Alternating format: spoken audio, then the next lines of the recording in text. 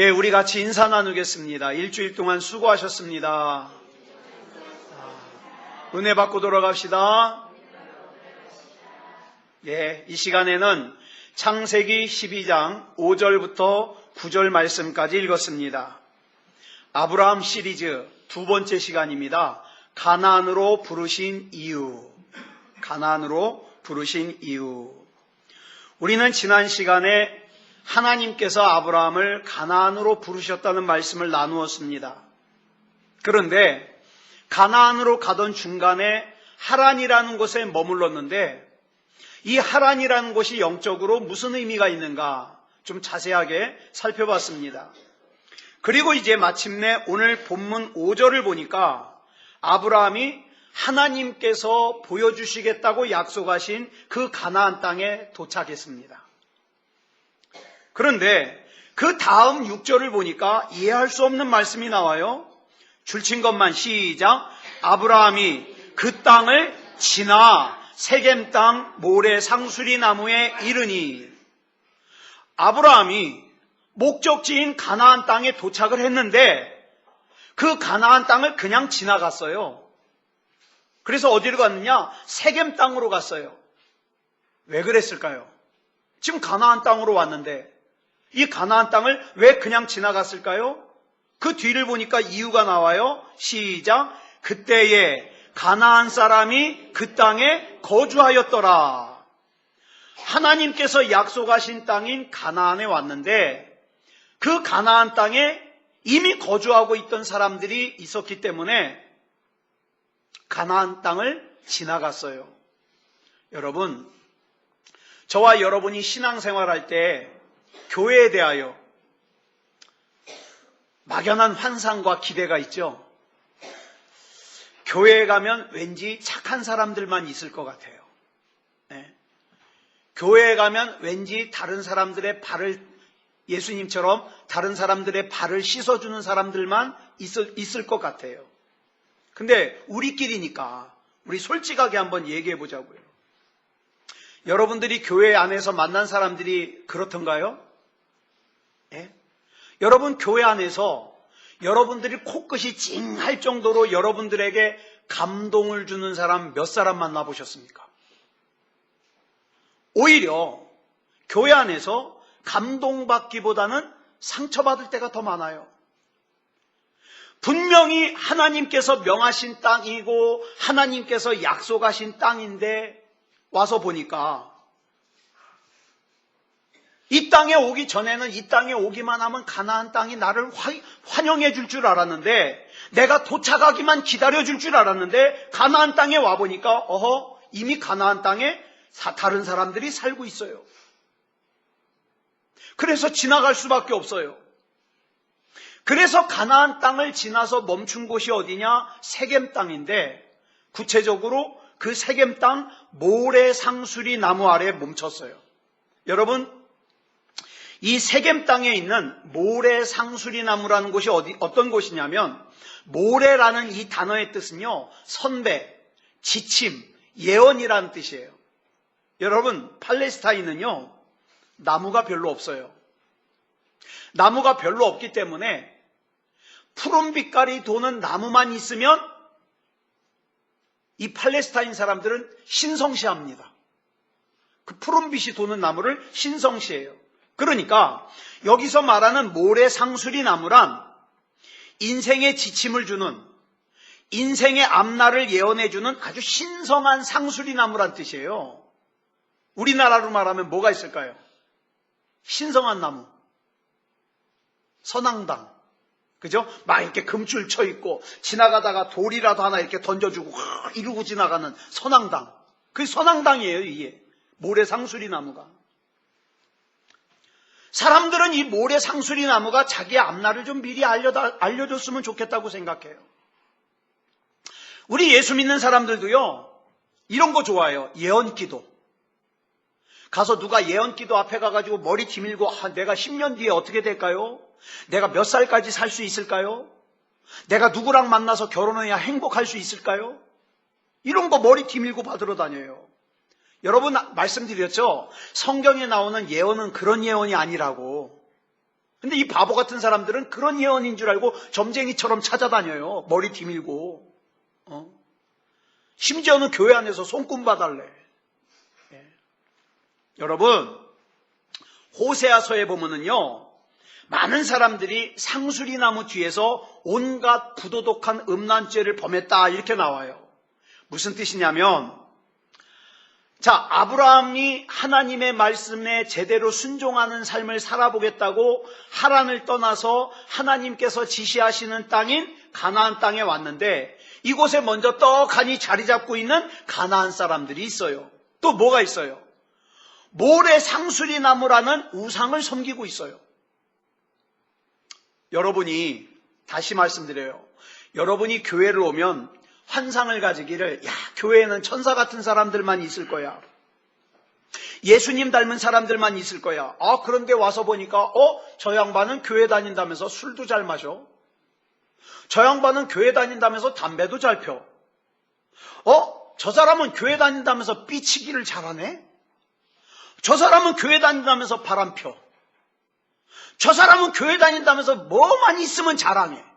그건 뭐 자랑할 거리도 아닌데 자식 자랑하고 뭐 있다고 자랑하고,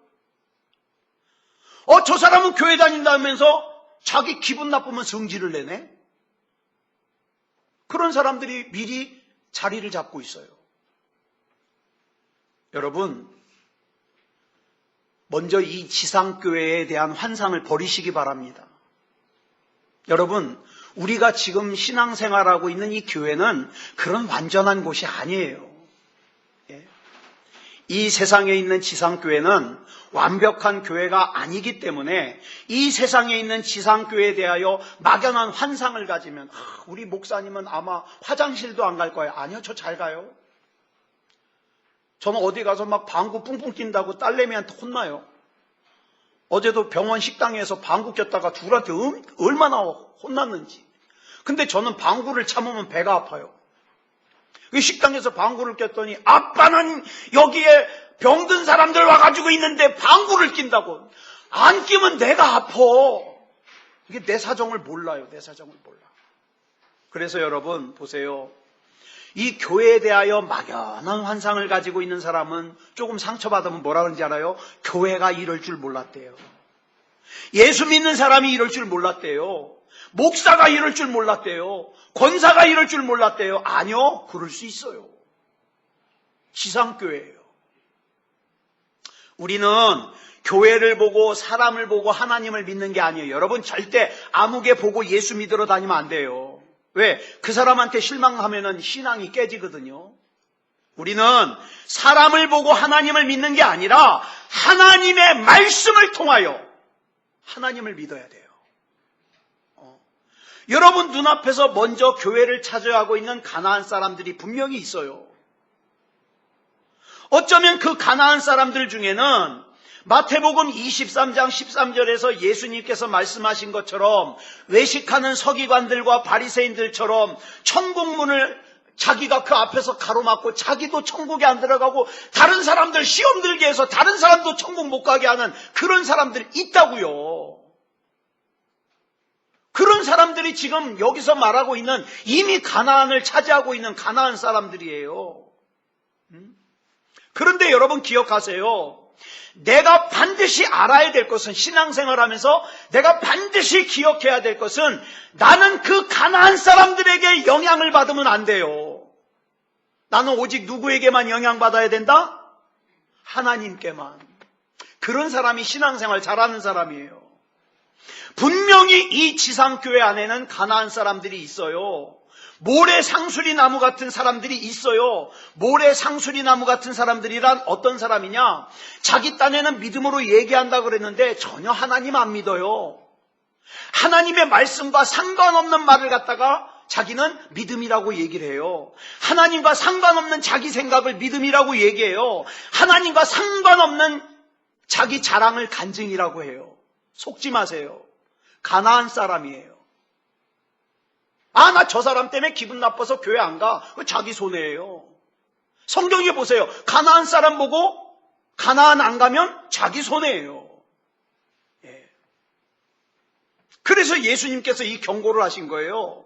외식하는 서기관들과 바리새인들은 마치 신앙생활 잘하는 것처럼 교회 문 앞에서, 천국 문 앞에서 가로막고 자기도 천국 못 들어가요, 분명히. 근데 다른 사람 시험 들게 해서 천국 들어가는 거 가로막고 있어요. 이런 사람은 회개도 안 해요. 하나님의 말씀 앞에서 변화도 못 받아요. 그러니까 나는 이런 사람 꼴보기 싫어서 가나안을 안 가겠다? 손해라 이 말이에요, 손해라. 그런데 여러분 보세요. 이런 사람이 싫어가지고 내가 가나안을 떠나요. 교회를 떠나요. 근데 여러분 기억하세요. 이 세상에 있는 교회 어디를 가든지 가나안 사람들 꼭 있어요. 모래상수리 나무 꼭 있어요. 혹시 여러분 주위에 여러분들이 신앙생활을 그만하고 싶을 정도로, 교회를 떠나고 싶을 정도로 마음에 들지 않고 미성숙한 사람이 있습니까? 그런 사람들 때문에, 잘 들으세요. 그런 사람들 때문에 하나님께서 여러분을 복의 근원이 되게 하시겠다고 부르셨어요. 네. 그래서 복의 근원이 돼서 뭐 하라고? 그 가나안을 이미 차지하고 있는 미성숙한 사람을 내가 받은 하나님의 복으로 덕 좀 보게 하라고. 덕. 네. 이게 저와 여러분을 가나안으로 부르신 하나님의 뜻이에요. 여러분, 하나님께서 여러분을 가나안으로 부르신 하나님의 뜻 아시겠습니까? 네. 여러분, 하나님께서 아브라함을 가나안 땅으로 이끌어서 가나안 땅에 발을 들여놓게 하신 목적이 뭘까요? 아브라함아, 너 가나안 땅에 가면 너를 굉장히 감동시키는 사람들이 있을 거야. 그 사람들 보고 감동을 받아라. 그래서 보냈어요? 아니요. 성경 잘 보세요. 그렇지 않아요. 네가 가나안에 가면 이미 그 가나안 땅을 차지하고 있는 미성숙한 가나안 사람들이 있다. 모래 상수리 나무 같은 우상을 섬기는 사람들이 있다. 하나님은 관심도 없이 그냥 교회 열심히 다니면 부자가 될 줄 알고 그러고 다니는 사람들이 있다. 네가 그 사람들 앞에 가가지고 네가 복의 근원이 돼서 그 사람들도 복을 맛보게 해줘라. 그래서 부르신 거예요. 그런데 본문 7절 보겠습니다. 시작. 여호와께서 아브라함에게 나타나 이르시되 내가 이 땅을 네 자손에게 주리라 하신지라. 자기에게 나타나신 여호와께 그가 그곳에서 제단을 쌓고, 하나님께서 이 땅을 아브라함과 아브라함의 자손에게 주시겠다고 약속하셨어요. 이 땅이 어떤 땅이에요?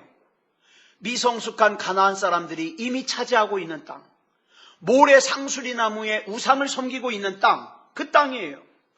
즉 하나님께서는 아브라함에게 완벽하게 잘 갖추어진 땅을 아브라함에게 주시겠다고 약속하신 것이 아니라 문제 많은 미성숙한 가나안 사람들이 먼저 차지하고 있는 땅, 문제가 많은 환경들이 있는 땅, 모래 상수리 나무라고 하는 우상을 섬기고 있는 땅을 아브라함 너 자신뿐만 아니라 네 자손들에게 줄 거야.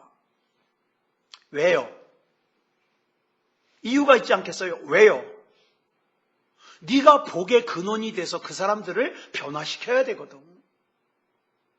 그러면 이 말씀에 대해서 우리는 어떻게 반응해야 되겠습니까? 내 기분이 중요해요? 내 감정이 중요해요? 하나님께서 말씀하신 가나안 땅에 와봤더니 하나님을 모르는 미성숙한 가나안 사람들이 먼저 차지하고 있다고, 모래 상수리 나무 아래서 우상을 섬기는 사람들이 먼저 차지하고 있다고 내가 돌아서서 갈까요? 딴 데로? 세겜 땅으로 갈까요? 아니면 하나님께서 내 안에 담으신 뜻대로 내가 복의 근원이 되어서 그 미성숙한 가나안 사람들이, 또 모래 상수리 나무에서 우상을 섬기는 사람들이 복의 근원인 나 때문에 복을 받게 할까요? 뭘 하시겠습니까? 우리 옆에 사람에게 우리 인사 한마디 하겠습니다. 옆에 사람 손을 꼭 잡으세요. 복의 근원인 내 덕 좀 보시겠습니까? 네. 그러면 이제 또 대답해야죠. 똑같이 한쪽만 복의 근원이 아니니까 이번엔 이렇게 얘기하겠습니다. 복의 근원인 당신 덕 좀 보고 살게 해주세요.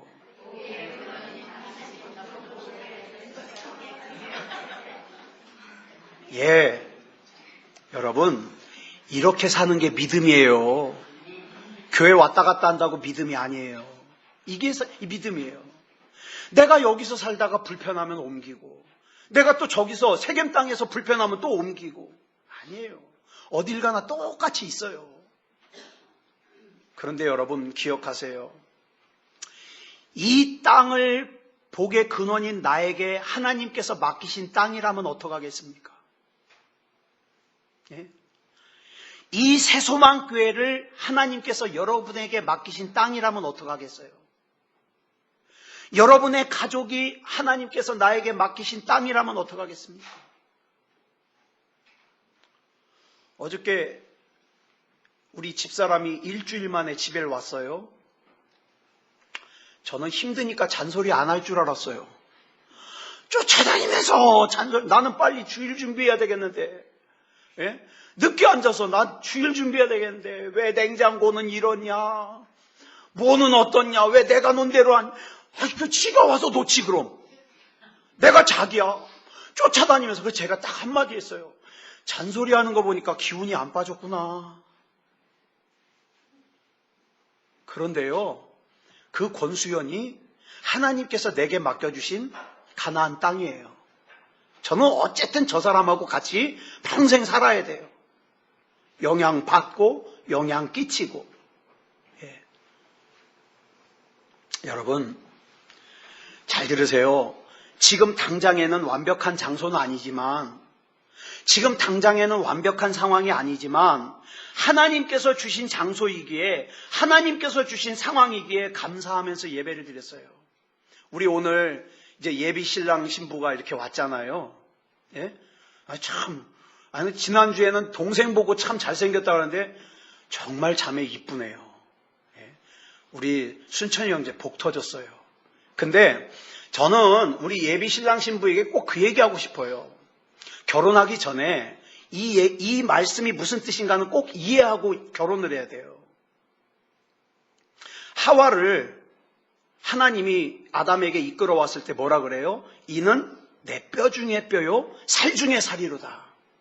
이 말씀만 제대로 이해하면요, 정말 사는데 지장 없어요. 정말 아끼면서 살 수 있어요. 참으면서 살 수 있어요. 사랑하면서 살 수 있어요. 근데 이걸 갖다가 그냥 외우면은 몰라요, 이 말씀의 깊은 의미를. 예? 이 사람은 하나님께서 내게 맡겨주신 가나안 땅이다. 그러면 내가 어떻게든지 믿음으로 복음으로 살아서 복의 근원이 되어서 이 사람에게 복을 맛보게 해줘야 되겠다. 그러면 잘 사는 거예요. 오늘 우리가 살고 있는 현실이 바로 하나님께서 우리에게 주신 예배하고 감사해야 될 장소입니다. 어떤 사람은 그래요. 나중에 돈 많이 벌면 신앙생활 잘하겠대요. 그 시간 안 올지 몰라요. 평생. 나는 나중에 바쁘지 않으면 내가 신앙생활 잘하겠다는 사람이 있는데 영원히 안 올지 몰라요. 저는 그런 사람 여럿 봤어요. 바쁘다가 가요. 바쁘다가.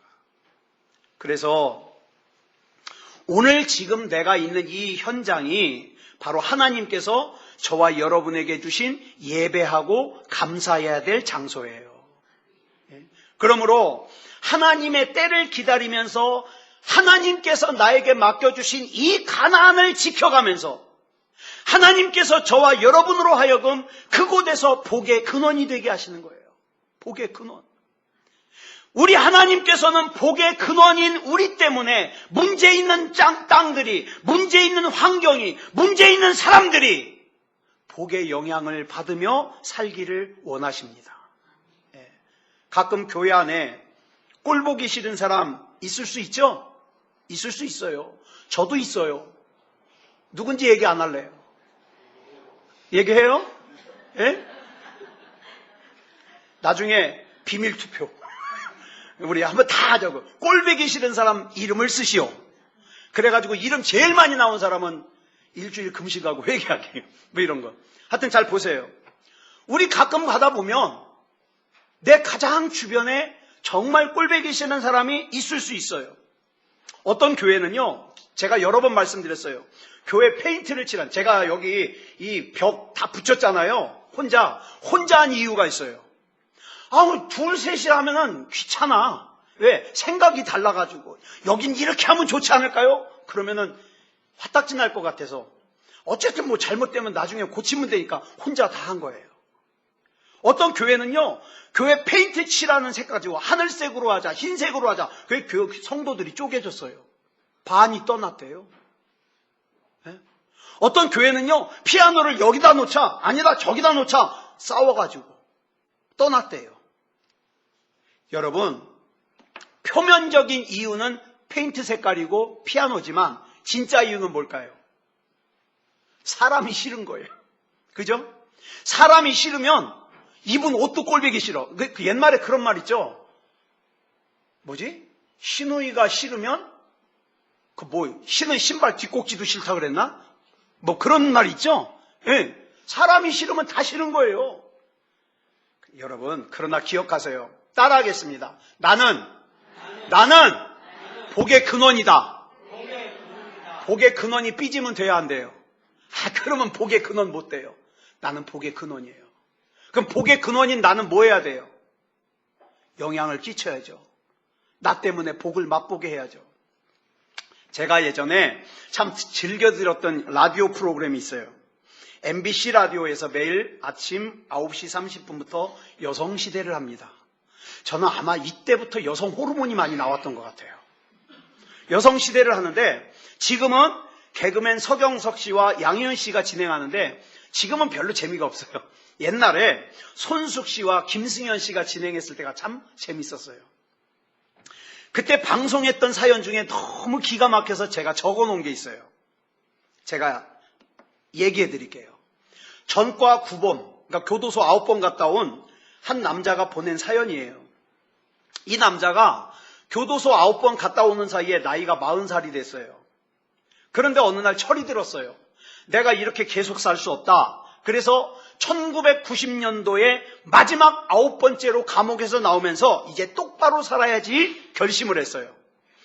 그래가지고 이제 공장에 취직을 했는데 이 공장에서 누구를 만나게 되냐? 아버지는 죽고 엄마는 도망간, 애만 놔두고, 애 둘만 놔두고 도망간 두 자매를 만나게 됐어요. 큰애가 4살, 작은 애가 2살이에요. 그런데 이 남자 역시 9번 교도소 들락달락 하는 사이에 가족들이 이사를 가면서 주소도 안 알려주고 이사 갔어요. 그러니까 버린 거죠. 이 사람 버린 거예요.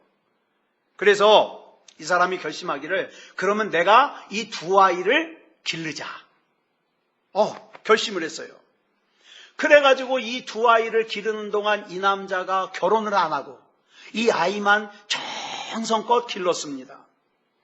그래 시간이 흘렀어요. 그래서 이 사연을 보낼 때가 큰아이가 중학교 2학년. 그러니까 작은 애가 초등학교 6학년이겠죠. 그때가 설날이라 떡국을 같이 셋이서 끓여 먹다가 갑자기 이 딸들에게 선물을 주고 싶은 거예요. 남자가. 그래서 아이들에게, 큰아이에게 물었어요. 너희들 친아버지 무덤은 아니? 그랬더니 큰딸이 대답하기를 우리는 모르는데 고향에 가보면 아는 사람이 있을지도 모르겠어요. 문제는 고향이 어딘지 잘 몰라요. 너무 어려서 버려져서. 그래가지고 이 큰아이가 4살 때의 기억을 갖다가 더듬어가지고 우여곡절 끝에 찾았어요. 고향을. 그래가지고 사람들한테 물어서 친아버지 무덤도 찾았어요. 갔더니 풀이 자라가지고 무덤이 잘 보이지도 않을 정도예요. 그래서 세 사람이 무덤을 잘 정리한 다음에 무덤 앞에서 세 사람이 손을 탁 잡고 섰어요. 그리고 그 자리에서 남자가 이렇게 얘기를 합니다. 무덤 속에 계신 어른, 내가 참 못된 짓을 많이 한 죄인인데 내가 남은 여생 동안 마지막으로 착한 일을 하려고 합니다. 그래서 이 두 아이를 내 친딸로 정성껏 키울 테니까 아무 걱정하지 마시고 언젠가 천국에서 만나서 기쁘게 만나기로 합시다. 이렇게 얘기하고 막 세 사람이 막 부둥켜 울은 거예요. 여러분 보세요. 전과 구범의 한 남자가 마음을 고쳐먹고 복의 근원이 되니까 고아로 자랄 수밖에 없는 두 아이가 어떻게 해요? 사랑받고 자라는 거예요. 사랑받고. 여러분, 이런 사람이 복의 근원이에요. 이런 사람.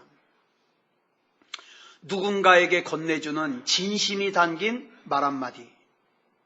몸이 아픈 사람을 위해서 간절한 마음으로 해주는 중보기도. 제가 지난 월요일부터 수요일까지 장례를 치렀습니다. 우리 주은혜 교회 정진웅 목사님이 지방회장 아니에요. 근데 이 친구가 성지순례를 월요일날 떠나는데 하필이면 월요일날 떠나는 날 그 교회 성도님이 한 분이 돌아가신 거예요. 83살 먹으셨는데. 큰일 났다는 거예요. 왜냐하면 이 목사님이 알거든요. 지금 저희 장모님이 어떤 상태인지도 알고. 그냥 막 부탁할 수도 없고 안 할 수도 없고. 근데 돌아가신 분 며느님이 그 교회 권사님인데 저를 적극 추천했대요. 이창원 목사님이 와서 해줬으면 좋겠다고. 또 추천받아가지고 갔어요, 제가. 그래서 월요일부터 수요일까지 장례 예배를 다 드려드렸습니다. 근데 월요일날 장례 예배를 드리는데 또 저희 큰매형 어머님이 돌아가셨다고 연락이 와서 제가 뭔 정신으로 지난 주간을 보냈는지 모르겠어요. 자, 그런데 자 보세요. 수요일날 새벽 5시에 병원에서 발인 예배를 딱 드리고 정 목사님은 거기까지만 해달래요. 예. 근데 제가 발인 예배를 딱 드리고 식구들도 별로 없어요. 근데 가만히 벽제로 보내려니까 도저히 제가 발이 떨어지질 않아요. 그래서 제가 물어봤어요. 권사님, 제가 벽제까지 같이 가드릴까요? 그랬더니 그러면 너무 감사한데 말씀을 드릴 수도 없고. 그래서 제가 그랬어요. 그럼 가죠 뭐. 그럼 목사님 어머님은요? 저는요.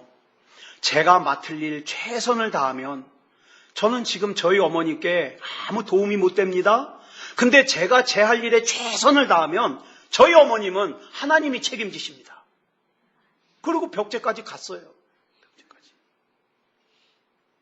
제 마음속에 하나님, 나는 복의 근원의 자격이 없는 사람입니다. 하지만 제가 하나님 믿잖아요. 나 복의 근원 되고 싶어요. 그러니까 하나님 책임져 주세요. 그러면서 끝까지 갔다 왔어요. 자, 이것을 알기에 아브라함은요, 가는 곳마다 위대한 업적을 남기지는 못했지만 어떻습니까? 단을 쌓고, 여러분 성경 보세요. 아브라함은 가는 곳마다 단을 쌓고 하나님을 예배해요. 가는 곳마다. 이렇게 예배를 드리는 삶을 살았으면 어떻게 해야 돼요? 이후로 하나님 말씀대로 살아야 되잖아요. 그런데 그렇지 않아요. 우리랑 똑같아요. 창세기 12장 9절 이하를 보니까 하나님의 기대를 저버려요. 가뭄 때문인지 가나안 원주민들과 마찰이 있기 때문인지 뭔 이유인지는 모르겠지만 창세기 12장 9절을 보니까 오늘 본문 말씀 이렇게 끝나요. 시작. 점점 남방으로 옮겨갔더라. 그러다가 그 이유를 보니까 옮겨가다 나중에 아예 애굽으로 들어가서 살아버려요. 애굽으로. 그러면 여러분 우리가 이것을 먼저 알아야 돼요. 아브라함이 기근을 만난 것이 먼저예요? 남방으로 내려간 게 먼저예요? 뭐가 먼저예요? 남방으로 내려간 게 먼저예요. 기근을 만나서 남방으로 내려간 게 아니라 남방으로 내려가다가 나중에 기근을 만난 거예요. 예? 그렇다면 인간적으로 먹고 살기 위해서 기근을 만나서 먹고 살기 위해서 애굽으로 갔잖아요. 그러니까 목구멍이 포도청이니까 그 하나님도 좀 이해해 주시겠지. 그런데 하나님이 보실 땐 그렇지 않아요. 아브라함이 남방으로 내려갔다는 자체가, 아브라함이 애굽으로 들어갔다는 자체가 뭡니까? 하나님을 신뢰하지 못하는 거예요. 그래서 하나님께서 약속하신 땅은 애굽이 아니라 가나안인데, 그래서 아브라함에게 가나안 땅에 살라 그랬는데 그 자손들도 가나안 땅에 살으라 그랬는데 어떻게 했습니까? 그 약속을 등지고 애굽으로 가요. 그러나 여러분 보세요. 우리가 여기서 보여야 될 게 있어요. 아브라함이 왜 그랬을까? 아브라함이 왜 눈에 보이는 상황, 귀에 들리는 상황에 더 영향을 받았을까? 하나님을 불신하는 거예요. 내가 이렇게 살다가 내가 하나님만 믿다가 손해보면 누가 책임져? 하나님 앞에 다 맡기질 못하는 거예요. 그래가지고 기근을 피해서 애굽으로 갔는데 거기서 누굴 만나요? 바로를 만나요. 자, 근데 성경에 보니까 아브라함이 바로를 두려워하는 대상으로 여겨요. 왜 두려워할까요? 바로는 실질적으로 자기를 죽일 수 있는 존재라고 생각하는 거예요. 여러분 잘 들으세요. 아브라함이 하나님에 대해서도 두려움을 가졌지만 이건 막연한 거예요. 근데 바로는 구체적으로 실제적으로 자기를 죽일 수 있는 존재라고 생각돼서 하나님보다 더 두려워했어요. 바로를. 그래서 아브라함이 어떻게 한 거예요? 하나님의 약속을 등지고 바로를 선택한 거예요. 그런데 예수님께서 마태복음 10장 28절에서 이렇게 말씀하셔요. 시작. 몸은 죽여도 영혼은 능히 죽이지 못하는 자들을 두려워하지 말고 오직 몸과 영혼을 능히 지옥에 멸하실 수 있는 이를 두려워하라. 여러분 잘 보세요. 혹시 여러분 중에 지금 나 하나님을 믿기는 믿어. 나 하나님을 두려워하기는 해. 그렇지만 하나님은 나에게 막연하신 분이야. 난 지금 당장 내 앞에 있는 돈이 더 중요해. 나는 지금 당장 내 앞에 있는 성공이 더 중요해. 그래서 하나님을 등지고 있지 않습니까? 예배를 드려야 될 이 시간에 막연한 하나님을 예배하는 것보다 나는 지금 당장 내 손에 쥘 수 있는 이익이 더 중요해서 딴 곳에 있지 않습니까? 기억하세요. 그렇게 해서 아브라함이 선택한 바로 왕이 뭐가 됐어요? 공포의 대상이 됐어요. 아브라함의 아내인 사라를 빼앗아가는 존재가 됐어요. 여러분, 아브라함이 기근을 피해서 하나님보다 더 믿고 의지했던 애굽은 아브라함의 아내인 사라를 빼앗아갔어요.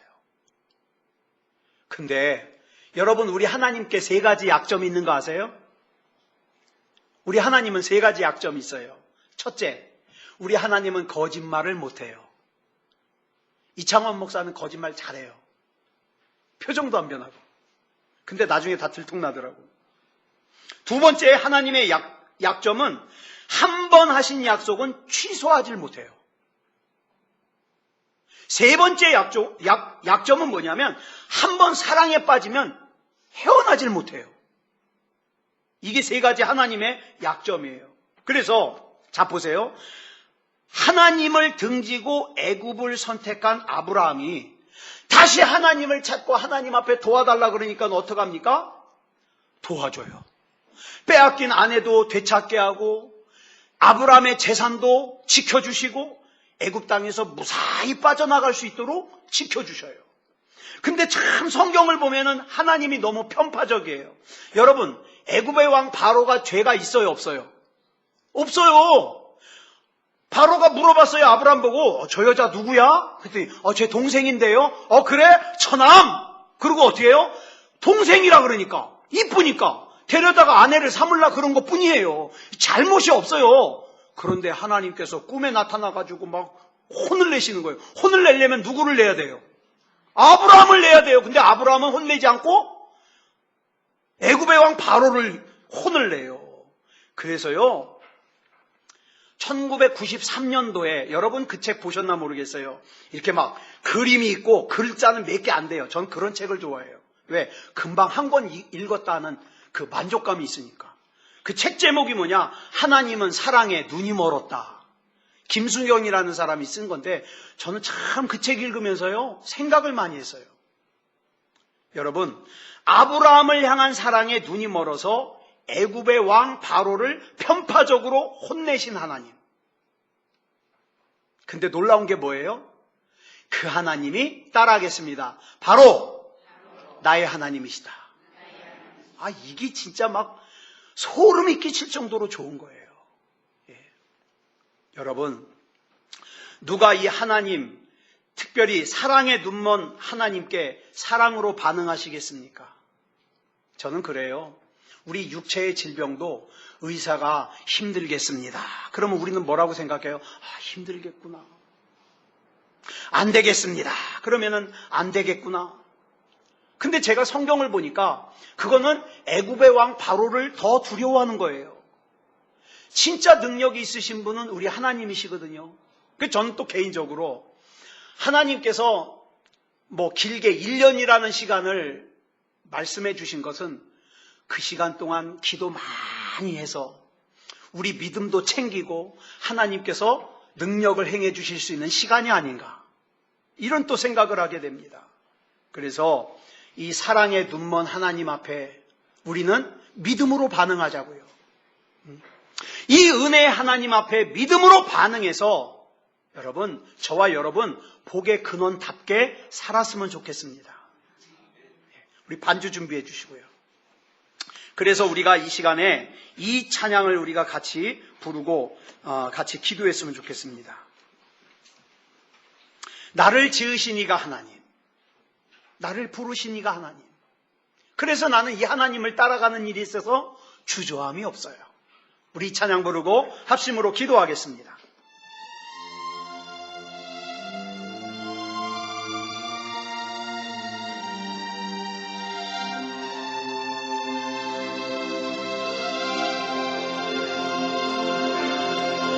나를 지으신 이가 하나님, 나를 부르신 이가 하나님, 나를 보내신 이가 하나님, 나의 나 된 것은 다 하나님 은혜라. 나의 달려갈 길 다가도록, 나의 마지막 골 다하도록, 나로 그 십자가 품게 하시니, 나의 나 된 것은 다 하나님 은혜라. 한량없는 은혜, 갚을 길 없는 은혜, 내 삶을 애워싸는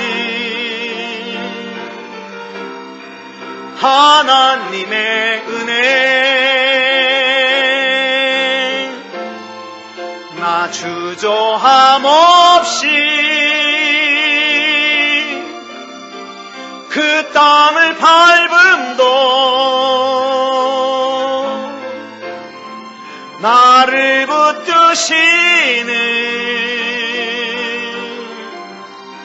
하나님의 은혜. 우리 시간 같이 기도하겠습니다. 하나님, 하나님을 신뢰하며 하나님의 약속을 믿으며 하나님 가나안 땅에 있겠습니다. 하나님의 뜻대로 복의 근원이 되겠습니다. 하나님 맡겨주신 사명을 감당할 수 있도록 힘주시고 능력 주시옵소서. 우리 같이 합심으로 기도하겠습니다. 사랑의 아버지 하나님, 은혜를 감사합니다. 하나님의 은혜 가운데 붙잡아 주셔서 여기까지 올 수 있었습니다.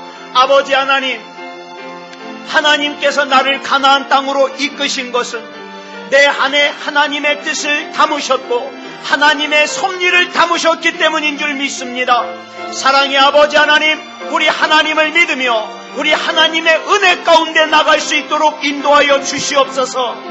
아버지 하나님이여 붙잡아 주시옵소서. 성령으로 역사해 주시옵소서. 아버지 하나님이여 세상에 그 어떤 것 두려워하지 말게 하시고 하나님을 믿고 하나님을 신뢰하여 하나님 은혜 가운데 거할 수 있도록 붙잡아 주시옵소서. 사랑의 아버지 하나님, 이 시간 우리 하나님 붙잡아 주셔서 능력 있으신 하나님을 신뢰하오니 하나님 믿음다운 믿음으로 살게 하여 주시옵소서. 구원받을 만한 믿음 주시옵소서. 구원의 확신 가지고 살게 하여 주시옵소서. 우리 주님께서 붙잡아 주실 줄 믿사오며 그리스도 예수님의 이름으로 간절히 기도드렸사옵나이다. 아멘.